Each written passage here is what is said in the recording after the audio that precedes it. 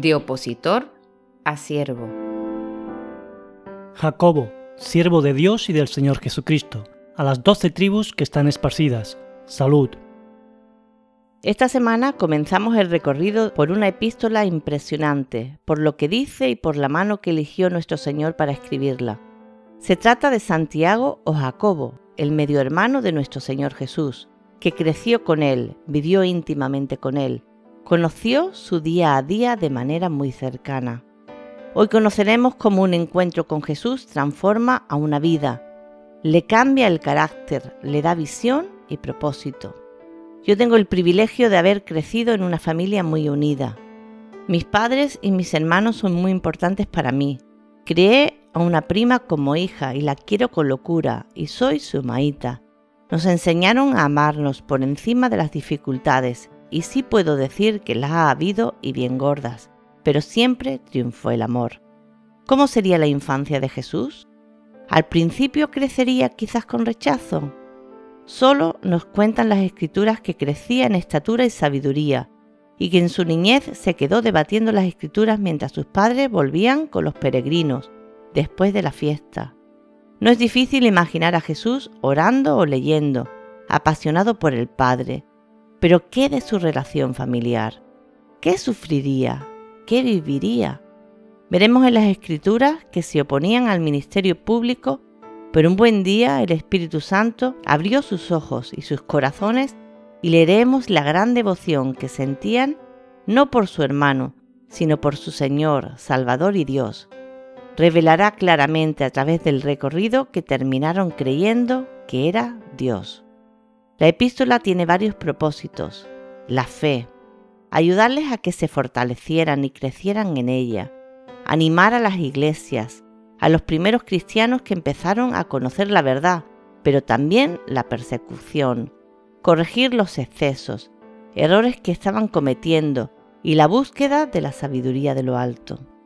Hoy comenzaremos solo conociendo al autor Santiago, hijo de José y María, por tanto medio hermano de Jesús, que llegaría a ser el pastor de la iglesia de Jerusalén, hermano también del autor de la epístola de Judas.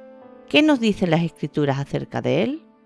El primer lugar donde podemos leer acerca de él es en el Evangelio de Marcos, capítulo 6, versículo 3, donde se nos dice, hablando de Jesús: ¿No es este el carpintero, hijo de María, hermano de Jacobo, de José, de Judas y de Simón?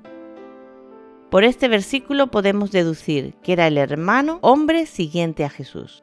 Durante el ministerio terrenal de Jesús, sus hermanos fueron sus opositores.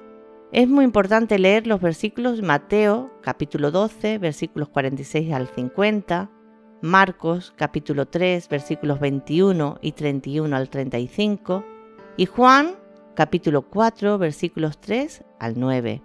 Yo no voy a leerlos aquí por cuestión de tiempo, pero podéis hacer una pausa si queréis y leerlos. Solo voy a resaltar algunos versículos.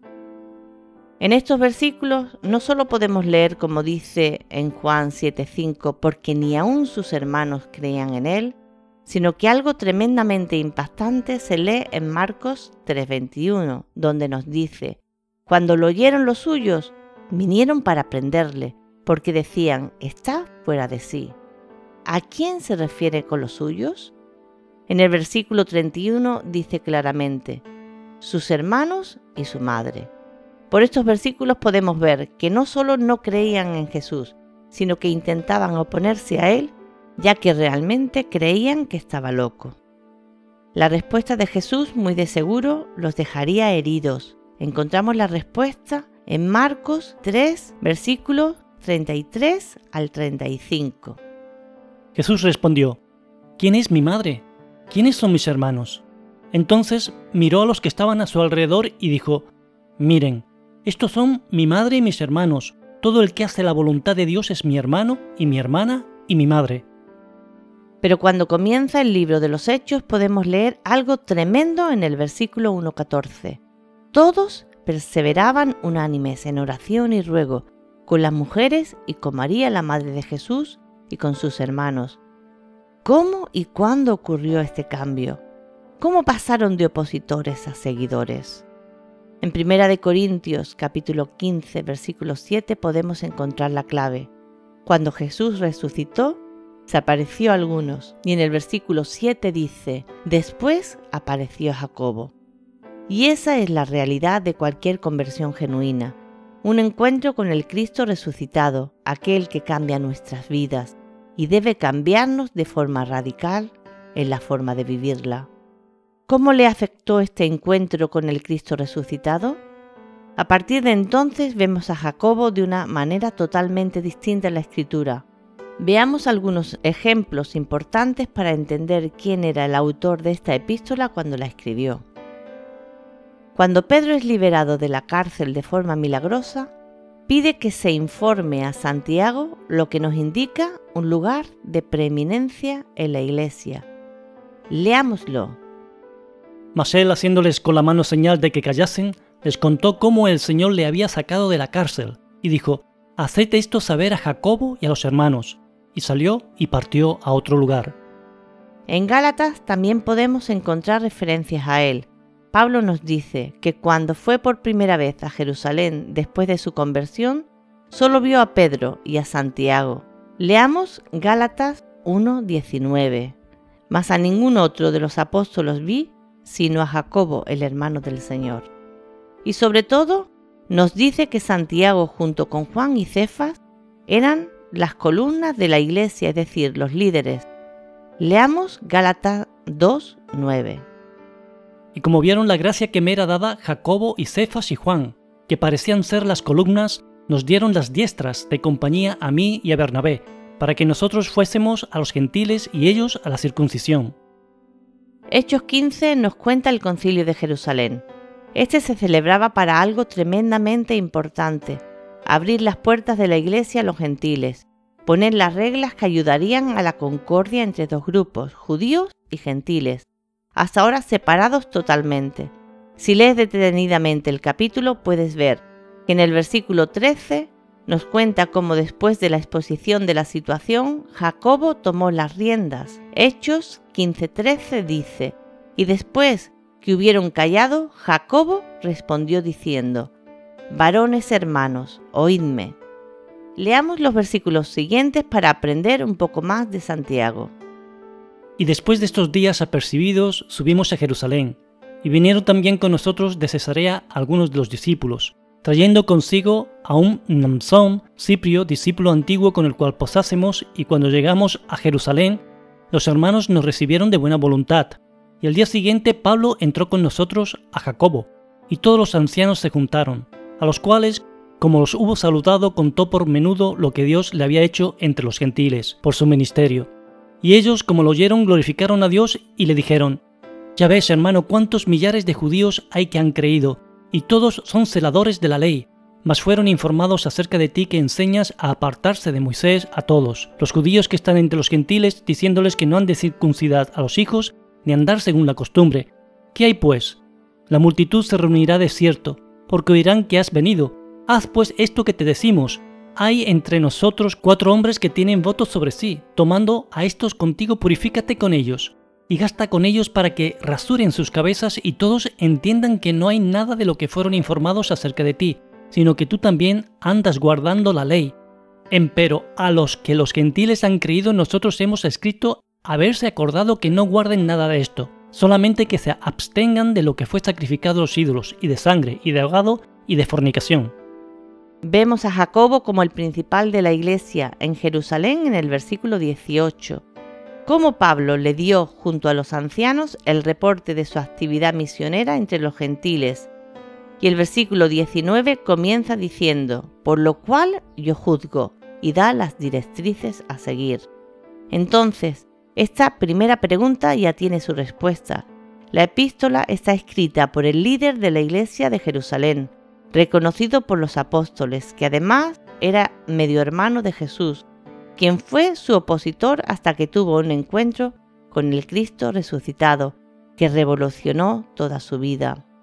Después de ver quién era el autor, consideramos importante ver cómo se presenta a sí mismo. Es importante para nosotros, después de entender quién era Santiago, saber qué dice de sí mismo. siervo de Dios y del Señor Jesucristo. Esta presentación revela su humildad.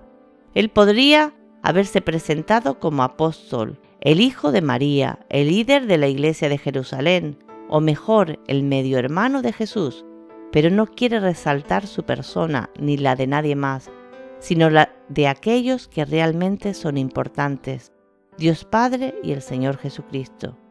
Hay varias cosas importantes para compartir en este apartado. Se describe como siervo, esclavo. Quizás para nuestra cultura es difícil entender este significado, pero Doulos describía al esclavo por nacimiento, que hacía lo que su amo le decía, le mandaba. Implicaba obediencia, humildad, lealtad. En su nuevo nacimiento había llegado a convertirse en un doulos del Señor Jesucristo y de Dios Padre. ¡Qué grande honor! Poder ser siervo de Dios. Entendía que no había mayor título que servir con integridad a Dios y al Señor. Al decir siervo de Dios y del Señor Jesucristo, está dejando claro que Jesús es Dios, que Dios Padre y el Señor son inseparables, indivisibles, por decirlo de alguna manera. Desde muy temprano ya es resaltada la deidad del Señor.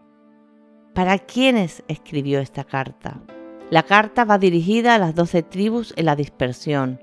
Las 12 tribus representaban a la nación de Israel y por el lenguaje que está utilizando a través de la epístola habla a los judeocristianos que han sido dispersados por la persecución. Ya en una época muy temprana reconoce a los cristianos como el nuevo Israel. El comentario bíblico Mundo Hispano en su introducción a esta carta nos dice: la carta está dirigida entonces a todos aquellos primeros cristianos que por causa de la persecución de Esteban fueron dispersados por todo el mundo conocido. A ellos Santiago, pastor preocupado por su bienestar espiritual y emocional, les escribe una carta de aliento, de recomendaciones pastorales, de amistad y cariño, una carta genuinamente pastoral. El saludo inicial, salud. La palabra que usa es shairo, que significa regocijo, estar alegre. Aunque se usara habitualmente como un saludo secular, creo que es tremendamente importante y reconfortante que Santiago comience esta carta diciendo: anímate, alégrate.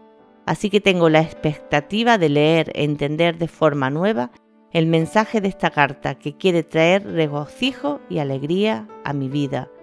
Quiere ayudarme a crecer y fortalecer mi fe. ¿Qué será lo que dice? Te animo a seguir estudiándola. Que Dios os bendiga grandemente. Os espero en la próxima porción.